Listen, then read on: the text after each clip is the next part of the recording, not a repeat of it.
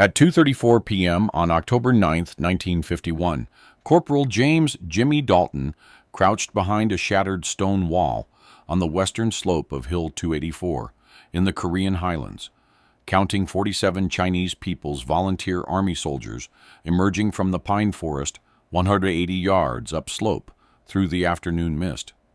He had exactly 12 crossbow bolts left in the canvas bag at his feet, each one hand-carved from scavenged materials and fitted with sharpened steel tips salvaged from destroyed vehicles.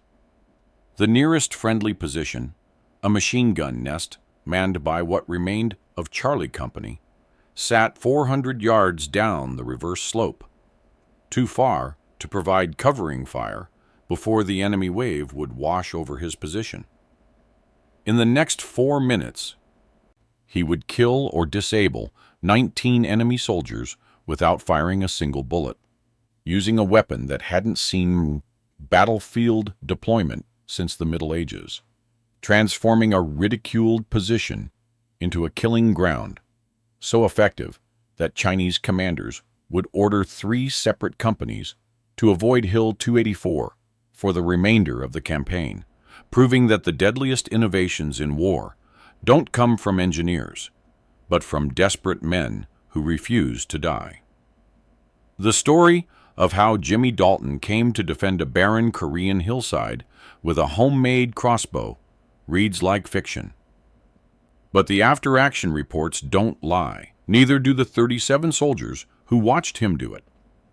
And neither do the Chinese documents captured 3 weeks later, which included hand-drawn maps with Hill 284 circled in red ink, accompanied by warnings written in Mandarin that translated simply to the silent death. Avoid. This is the story of mockery turned to legend, of ancient warfare resurrected in the atomic age, of one man who understood that survival doesn't come from following doctrine, but from rewriting it entirely. The file has been unsealed. The witnesses have spoken. This is what happened on Hill 284. James Dalton grew up in the dying coal town of Grafton, West Virginia, where the only things in abundance were poverty, skepticism, and the kind of rain that turned dirt roads into rivers of mud. Born in 1929 to a father who'd lost his leg in a mine collapse and a mother who took in laundry to keep the family fed, Jimmy learned early that survival meant improvisation.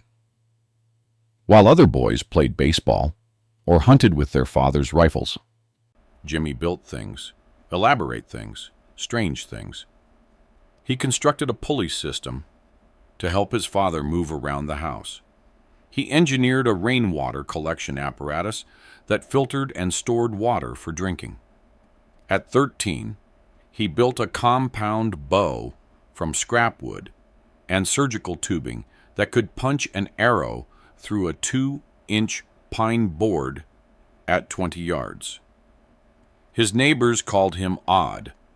His teachers called him distracted. The other kids just called him Weird Jimmy, with his weird contraptions. Nothing he built was ever quite normal. Nothing worked the way other people expected. But everything worked. In 1947, at 18, Jimmy enlisted in the Army, not because he wanted to fight, but because Grafton had nothing left to offer. The mines were closing. The jobs were gone. The military meant 3 meals a day and a paycheck to send home. Basic training at Fort Benning, Georgia, revealed what everyone suspected. Jimmy Dalton was not cut out for conventional soldiering. He couldn't march in step. His mind wandered, calculating angles and trajectories while his feet forgot the rhythm. He qualified poorly with the M1 Garand, not because he lacked coordination, but because he kept trying to improve his shooting position with elaborate modifications that violated every regulation in the manual. During a field exercise, he fashioned a rope and pulley system to transport his pack uphill with less effort, earning him a 3-day latrine detail and a reputation as the company clown. Dalton thinks he's smarter than the United States Army. Drill Sergeant McCready announced to the entire company one sweltering afternoon, "Dalton thinks 2,000 years of military evolution is wrong, and his hillbilly gadgets are right." The laughter echoed across the parade ground, but Jimmy didn't stop building. During the post-Korean War drawdown, most soldiers wanted out. Jimmy stayed in. He transferred between units, never quite fitting, always tinkering. He spent in his off-duty hours in supply sheds and motor pools, scavenging parts, sketching designs in worn notebooks. Other soldiers played cards or wrote letters home. Jimmy built. His obsession began in late 1950, during his first winter in Korea. The fighting around the Chosun Reservoir had been brutal. Temperatures dropped to 30 below zero. Rifle bolts froze. Machine guns jammed. Men died not from bullets, but from cold that turned flesh to stone. Jimmy watched good soldiers die because their weapons failed them in the sub-zero hell. He started thinking about weapons that didn't need gunpowder. Weapons that didn't have moving parts to freeze. Weapons that worked in silence, without muzzle flash to give away a position. He started thinking about crossbows. The concept was ancient, primitive, laughable. But Jimmy didn't care about laughter. He cared about problems and solutions.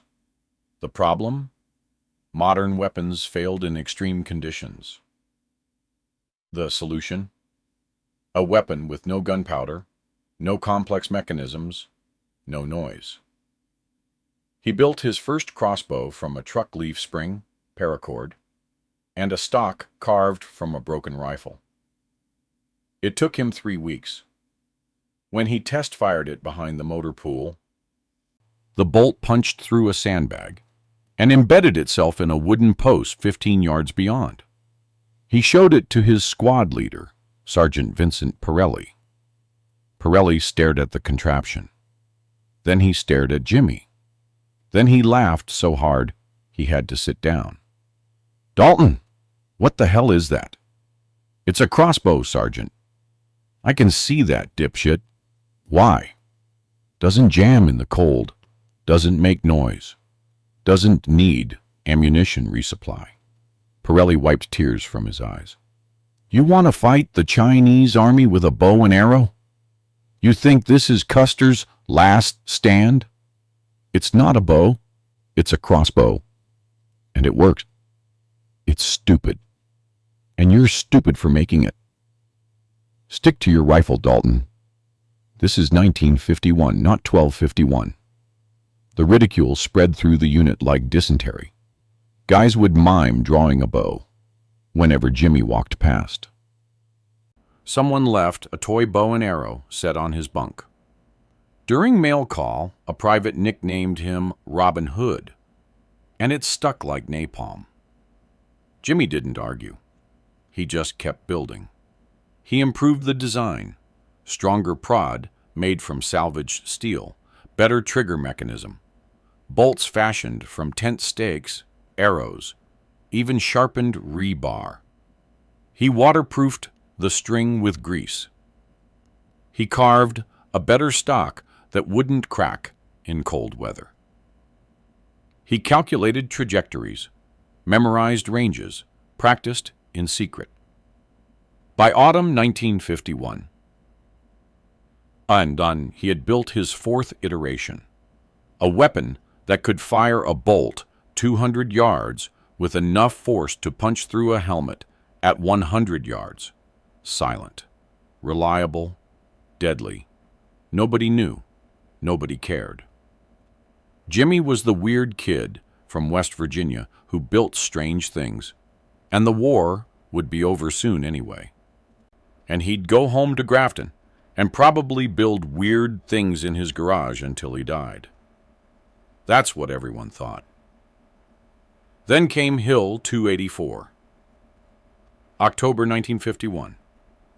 The Korean War had reached its grinding, bloody stalemate phase. The headlines called it static warfare. The soldiers called it hell, with a topographical survey. The 7th Infantry Division held a line of hills in the Central Highlands, a maze of ridges and valleys where every piece of high ground meant life or death. Control the hills, control the sightlines. Control the sightlines, control the battlefield. Hill 284, named for its elevation in meters, was a miserable piece of real estate. Rocky, barren, covered in scrub pine and shattered stone. No strategic value except that it overlooked a supply route the Chinese wanted. The Americans held it because losing it meant giving the enemy observation posts over the valley. Charlie Company, 2nd Battalion, had been defending the hill for 8 days. They were down to 63 men from a full-strength complement of 140. Supplies were low. Morale was lower. The Chinese probed their positions every night, testing for weakness, wearing them down. Captain Richard Aldridge commanded what was left of Charlie Company. He was 34 years old, a veteran of the Pacific Theater in World War II, and tired in ways sleep couldn't fix. On the morning of October 9th, he called his platoon leaders together in the command bunker, a glorified hole covered with logs and sandbags. "Intelligence says the Chinese are massing for a big push," Aldridge said, pointing to a hand-drawn map. "Could be today, could be tomorrow. We need to hold this hill." "With what, sir?" Lieutenant Byers asked. "We're at half strength. We've got maybe 2 days of ammunition. No resupply until the weather clears. We hold with what we have. And if they come in battalion strength?" Aldridge didn't answer. He didn't need to. Everyone knew. The western slope, the side facing the Chinese lines, was the weakest point. Too much ground, too few men. Aldridge had positioned his machine gun nests to cover the most likely approaches, but there was a gap, a 150-yard stretch of broken ground where the slope leveled out before dropping into the valley. "I need someone on that flank," Aldridge said. "Someone to give early warning if they try to flank us through the dead ground." "That's a suicide post, sir," Sergeant Pirelli said. "Whoever goes up there is alone. No support. No reinforcement. Just a target." "I know. That's why I'm asking for a volunteer." Silence filled the bunker. Outside, the wind howled through the pines. Then a voice from the back. "I'll do it." Everyone turned. Corporal Jimmy Dalton stood in the entrance, holding his M1 Garand and a canvas bag. Pirelli groaned. "Jesus, Dalton, you trying to be a hero?" "No, Sergeant. I'm trying to be useful." Aldridge studied him. "You understand what you're volunteering for? You'll be isolated. If they come at you, you're on your own." "I understand, sir." "Why you?" Jimmy hesitated. "Because I've got something that might work out there, sir. Something different." "Different how?" Jimmy set down the canvas bag. He pulled out the crossbow. The bunker erupted in laughter. "Are you out of your goddamn mind?" Pirelli shouted. "You want to defend a hilltop with a medieval weapon?" "It's quiet, Sergeant. They won't hear me, won't see the muzzle flash. And it works. It's a toy." "It's not a toy. I've tested it." Aldridge held up a hand for silence. He examined the crossbow, running his fingers over the steel prod, the trigger mechanism, the hand-carved stock. "You made this?" "Yes, sir." "And you think you can hold that position with it?" I think I can slow them down, sir. Make them cautious. Buy you time. The captain looked at his map, then at Jimmy, then back at the map. He was a man choosing between bad options. How many rounds, bolts, do you have? 30, sir, plus my rifle and 4 magazines. Aldridge nodded slowly. All right, Dalton. You've got the flank. God help you. By noon, the entire company knew. Jimmy Dalton, the weird corporal with the homemade contraptions, was defending the western slope with a goddamn crossbow. The jokes spread like a virus. Hey, Dalton, you see any dragons up there? Make sure you yell huzzah when you shoot. Someone get him a suit of armor. Private Eddie Kowalski, a kid from Detroit who'd been in country 3 weeks, couldn't stop laughing. Man, I've seen some crazy shit, but this takes the cake. We're fighting the Chinese with medieval weapons. What's next, catapults? Even the officers smirked. Lieutenant Byers muttered something about the Army's first crossbowman since Agincourt. Only a few men didn't laugh. Sergeant Pirelli, who'd known Jimmy for 8 months, just shook his head. You're a strange bird, Dalton. Always have been. Yes. Sergeant, you really think that thing will work? I know it will work. Then prove me wrong. Come back alive. Jimmy nodded. He slung his rifle, shouldered the canvas bag with his bolts and the crossbow, and started up the western slope. The position Aldridge had assigned him was a semicircular stone wall, probably built by Korean farmers decades ago, now half collapsed and overgrown with dead grass. It sat on a slight rise, offering a clear view downslope toward the pine forest where the Chinese lines began. Behind him, the slope dropped away toward Charlie Company's main defenses. Ahead, nothing but open ground and enemy territory. Jimmy set up his position methodically. He stacked loose stones to reinforce the wall's lowest section. He cleared the grass to create a clean field of fire. He laid out his 12 bolts. He'd brought 30, but used 18 during the climb to test wind and range, each one carefully inspected. He loaded the crossbow, tested the trigger pull, and sighted down the length of the stock. Then he waited. The afternoon stretched out like taffy. The sky was the color of old steel. The wind carried the smell of pine and distant smoke. Somewhere down in the valley, artillery rumbled like approaching thunder. At 2:15 p.m., Jimmy saw movement in the tree line. They came in a loose skirmish line, moving through the pines with practiced efficiency. 47 men, Jimmy counted them twice to be sure, wearing the quilted uniforms of the Chinese People's Volunteer Army, carrying Type 53 rifles and burp guns, advancing at a steady, confident pace. They weren't expecting resistance. Not here. Not on this forgotten piece of hillside. Jimmy's heart hammered against his ribs. He ducked behind the stone wall, breathing slowly, forcing calm into his nervous system. Think, calculate, survive. The Chinese were 180 yards out, moving at roughly 2 miles per hour through broken terrain. That gave him maybe 4 minutes before they reached effective rifle range. 6 minutes before they overran his position entirely. The crossbow lay across the stones in front of him, silent, ready. Jimmy knew what the rest of Charlie Company expected. He'd fire a few shots, radio a warning, then retreat down the slope before the Chinese could close in. A speed bump, a delay, nothing more. But Jimmy Dalton had not hauled a homemade crossbow up a Korean hillside to be a speed bump.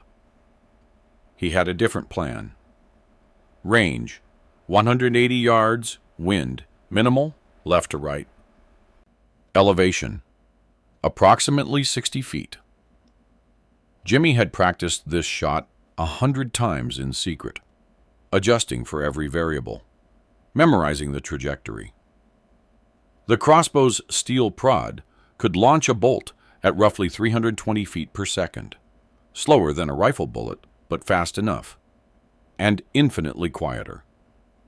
He sighted on the lead soldier, a man who appeared to be an officer based on his position and the binoculars hanging from his neck. The officer was talking to the man beside him, gesturing toward the ridgeline, completely unaware he was being watched. Jimmy exhaled slowly, squeezed the trigger. The crossbow released with a soft thunk, nothing like the crack of a rifle. The bolt flew in a shallow arc, silent as prayer, and struck the officer in the upper chest. The man stopped mid-gesture, looked down at the steel shaft protruding from his body, took one stumbling step forward, and collapsed into the grass. For 3 seconds, nothing happened. Then chaos. The Chinese soldiers scattered, diving for cover, shouting in Mandarin, weapons raised, but aiming at nothing. They'd heard nothing, seen nothing. Their officer had simply dropped dead without warning, without sound, without explanation. Jimmy was already reloading. The crossbow's stirrup allowed for rapid cranking. He could get off one bolt every 15 seconds if he moved fast. He'd practiced until his hands moved by muscle memory. Second bolt. A soldier crouched behind a pine tree, peering around the trunk, trying to spot the threat. Jimmy aimed low, center mass, and fired. Thunk. The bolt took the man in the abdomen. He screamed, a high, piercing sound that echoed across the hillside, and fell backward, clutching his stomach. Now the Chinese knew someone was shooting, but they still didn't know where, or how, or with what. A squad leader started shouting orders, pointing toward the stone wall. 10 soldiers began advancing in short rushes, using cover, moving tactically, smart, disciplined. Jimmy reloaded, aimed, fired. Third bolt struck a running soldier in the thigh. The man went down hard, tumbling across the rocks. Fourth bolt missed, sailing over a soldier's head as he dove behind a boulder. Fifth bolt. Center mass hit on a soldier, trying to flank right. The man dropped without a sound. The Chinese advance stalled. Confusion rippled through their ranks. Soldiers shouted questions no one could answer. Where was the firing coming from? Why couldn't they hear gunfire? What kind of weapon made no sound? Jimmy kept firing. Sixth bolt, 8th. Each shot forced the Chinese to reconsider. Each fallen man spread more confusion. They began firing blindly toward the stone wall, but Jimmy stayed low, waiting for their magazines to empty before popping up to shoot again. By the time he'd exhausted his 12 bolts, 6 Chinese soldiers lay dead or dying, and another 4 were wounded badly enough to be combat ineffective. The advance had completely stopped.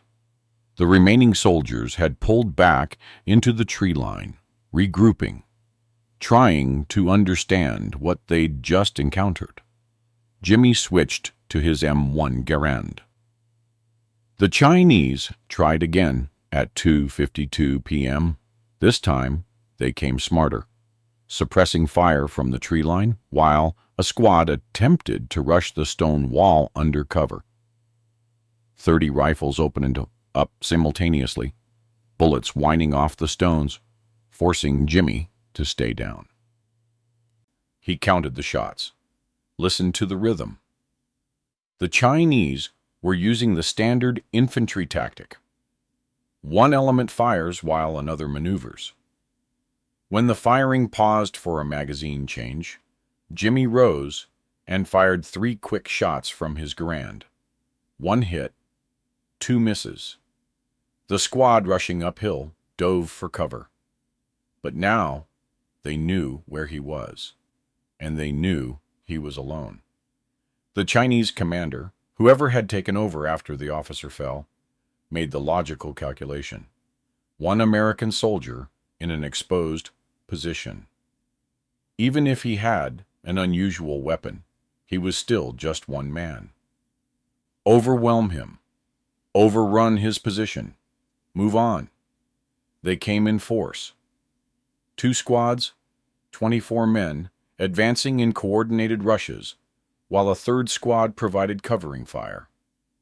Professional. Effective. Exactly how Jimmy would have done it if positions were reversed. He burned through his first magazine. 4 hits, 4 men down. Reloaded, Quantum Mag, 3 hits. Reloaded, 3rd magazine, 2 hits. But they kept coming. Jimmy's hands moved on autopilot. Aim, fire, work the bolt. Aim, fire.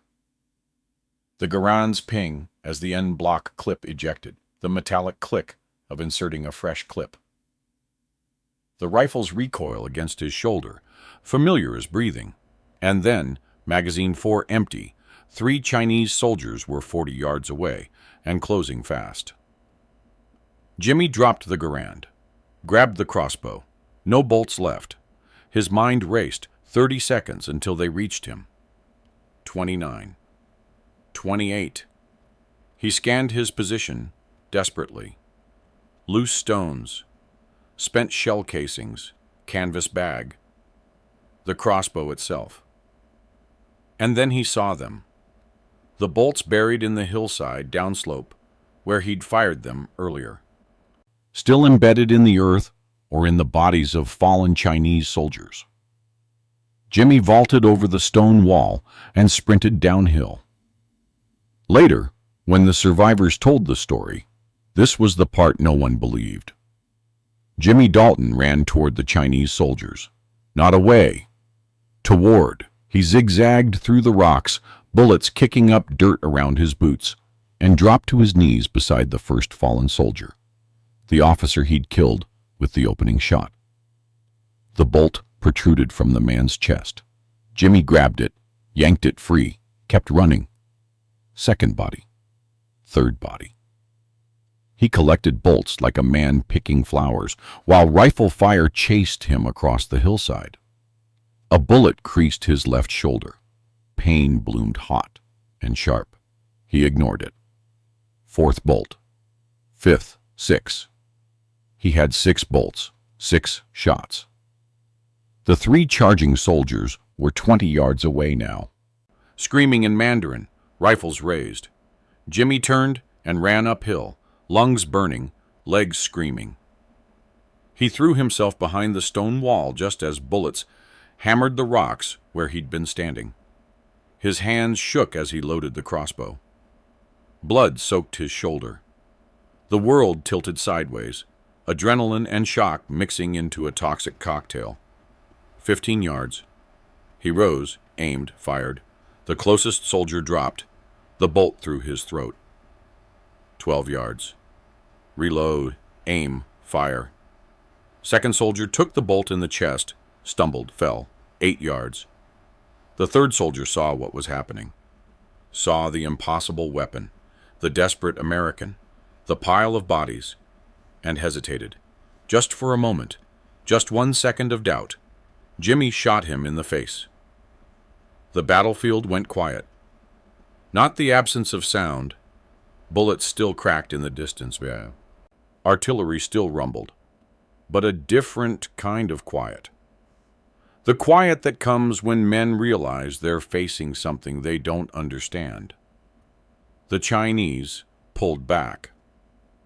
Not routed, not fleeing, but withdrawing tactically, dragging their wounded, leaving their dead. They fell back to the tree line and stopped. Jimmy slumped against the stone wall, gasping, bleeding, alive. He'd killed or wounded 19 enemy soldiers with a crossbow and a rifle. and sheer, bloody-minded refusal to die. His shoulder throbbed. His hands shook. His vision swam with exhaustion. But he'd held.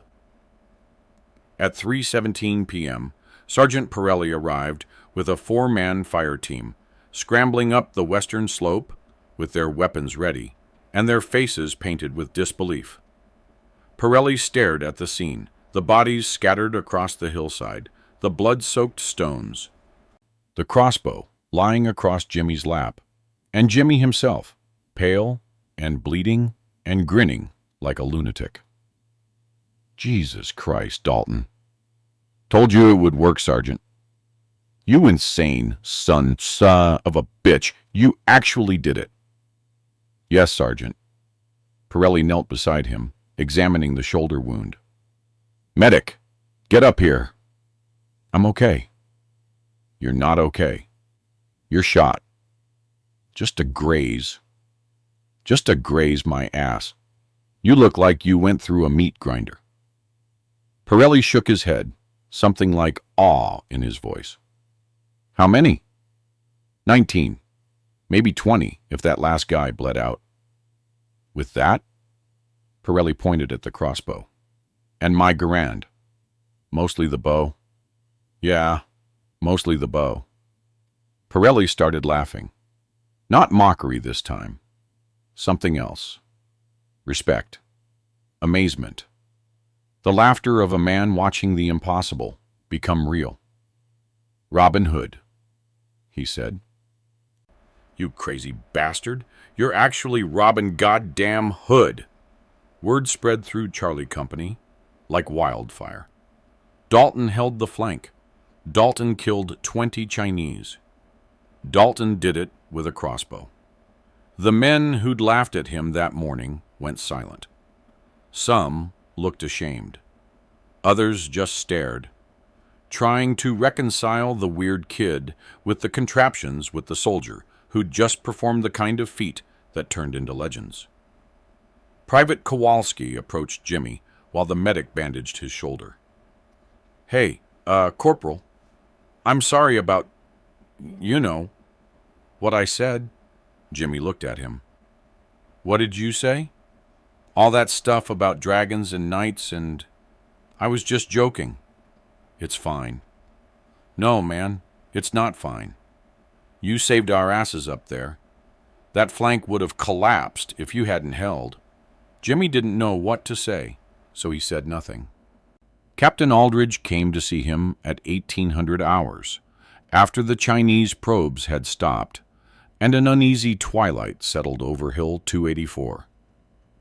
I'm putting you in for a Silver Star, Aldridge said without preamble. That's not necessary, sir. The hell it isn't. You held a critical position against overwhelming odds using unconventional tactics and personal initiative. That's exactly what the Silver Star is for. I just did my job, sir. Your job was to give warning and fall back. You decided to stay and fight. With a weapon you built yourself. Aldridge paused. Tell me something, Dalton. Did you know it would work? Really know? Yes, sir. How? Because I built it to work. Because I tested it. Because I understood what it could do. Jimmy met the captain's eyes. Most people see a bow and think it's ancient, outdated. But silence is a weapon. Sir, so is surprise. So is fear. The Chinese didn't know what was killing them.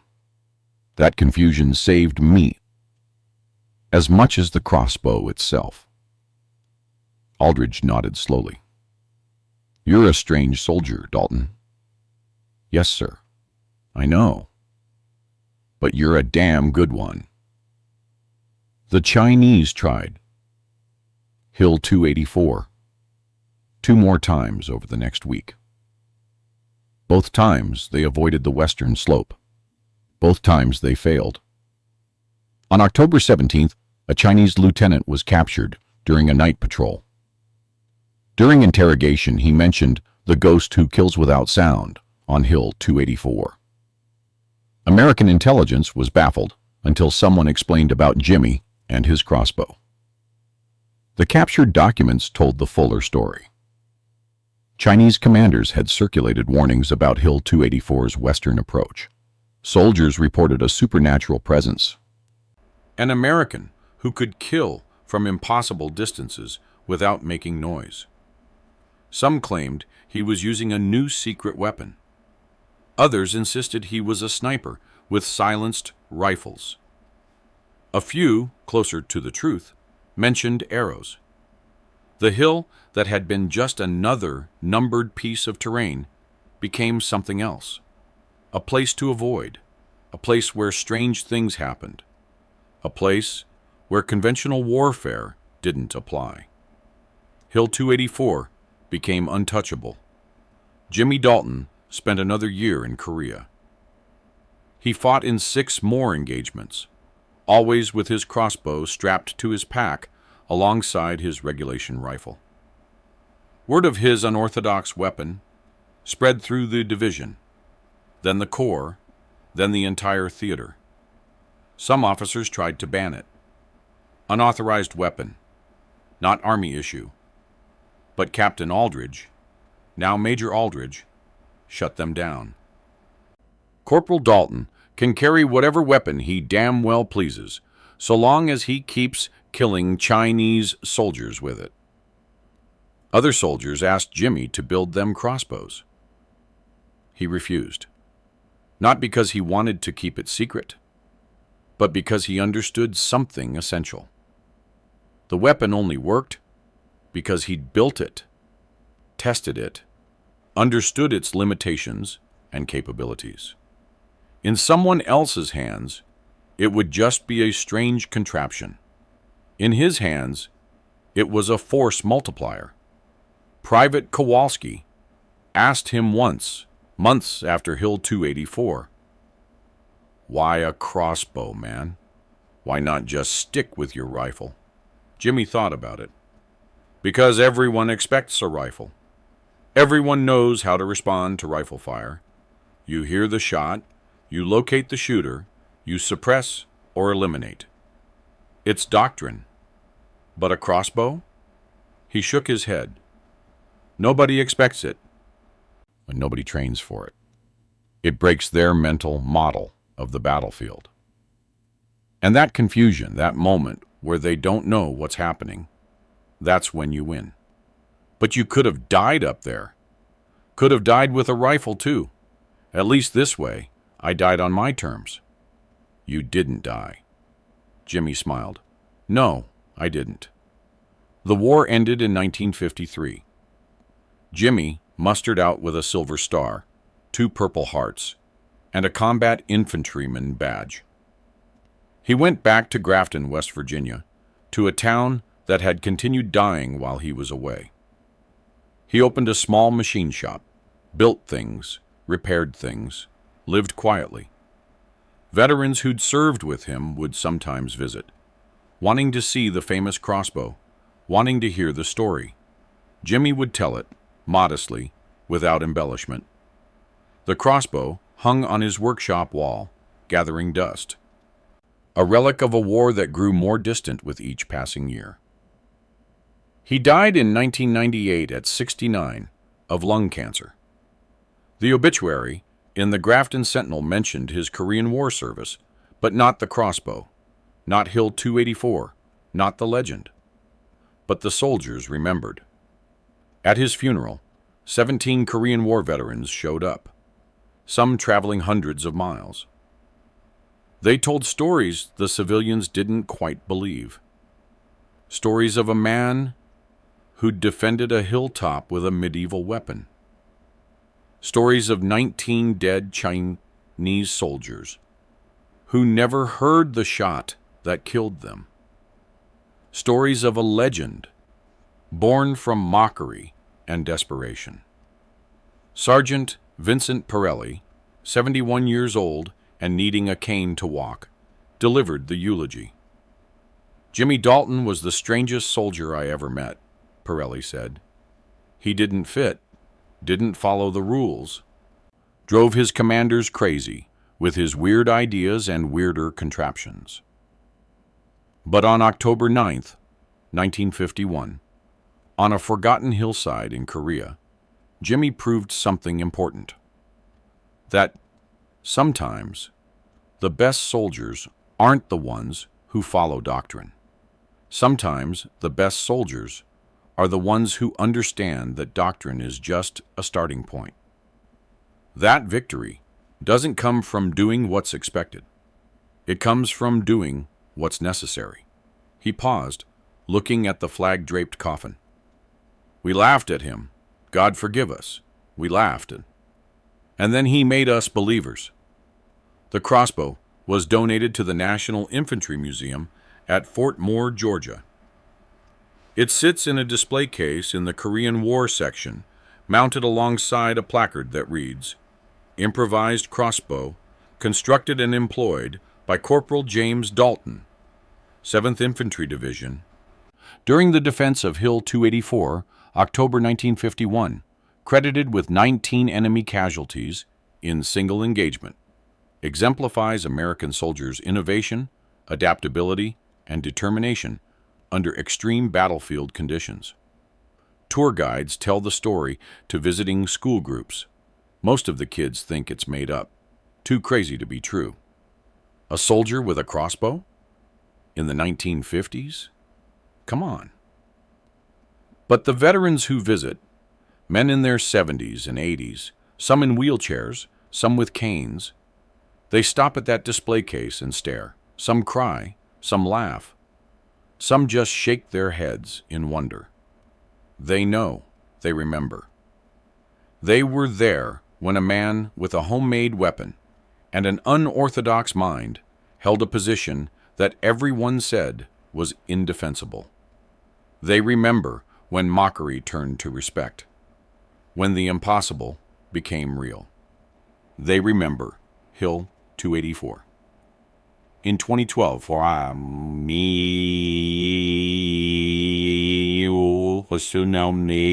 Marine Corps major named Sarah Chen was writing her master's thesis at the Command and Staff College in Quantico, Virginia. Her topic, Unconventional Weapons Employment in Conventional Warfare. She found Jimmy Dalton's story, buried in dusty after-action reports and fading letters. She tracked down survivors. Only 3 were still alive, and interviewed them. She obtained the Chinese documents that mentioned the silent death on Hill 284. Her thesis concluded with an observation that would have made Jimmy smile. The American military's strength has always been its ability to innovate under pressure. But innovation is often punished in peacetime, dismissed as non-standard, mocked as impractical. Corporal Dalton's crossbow represents the danger of this mindset. Had his commanders forbidden its use, had his fellow soldiers' mockery prevented him from bringing it to Hill 284, 19 enemy soldiers would have overrun a critical position, and the course of the engagement, perhaps the battle, might have changed. The lesson is not that every soldier should carry a crossbow. The lesson is that institutional skepticism, while important for maintaining standards, must not blind us to genuine innovation. The next Jimmy Dalton might be in your unit right now, building something strange, proposing something unconventional, thinking in ways that don't fit the manual. Listen to him. He might just save your life. Major Chen's thesis won the Marine Corps Association's Award for Military Innovation. It's now required reading at several military academies. Jimmy Dalton never knew about it. He'd been dead 14 years when the thesis was published, but somewhere, maybe, he would have appreciated the irony that the crossbow everyone laughed at became a case study in creative problem-solving, that the weird kid from Grafton who never fit in became an example taught to future officers. that the ancient weapon proved eternal after all. The files are sealed again now. The survivors are nearly gone. Hill 284 is just a number on a map. In a country that's moved on from that war, that pain, that blood. But the lesson remains. Innovation doesn't come from doing things the way they've always been done.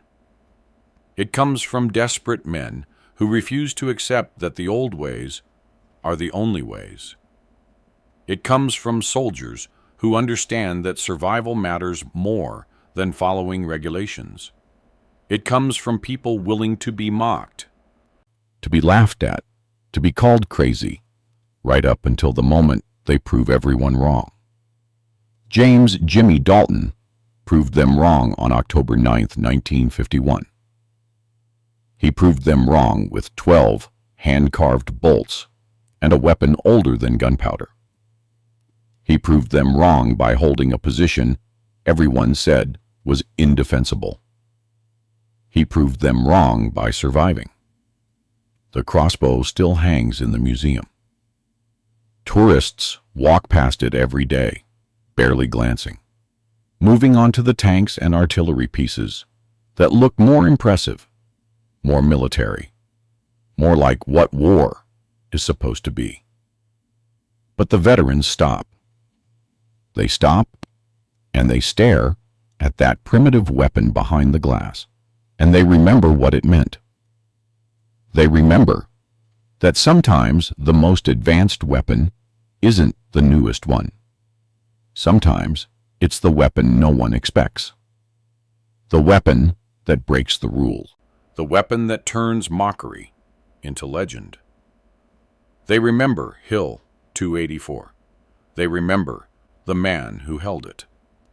They remember that on one October afternoon in Korea, an underestimated soldier with an improvised weapon made the impossible real, proving that the deadliest weapon in any war isn't steel or explosives or technology.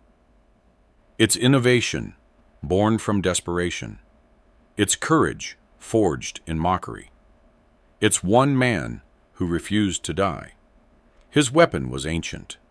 His legend is eternal. No one ever mocked him again.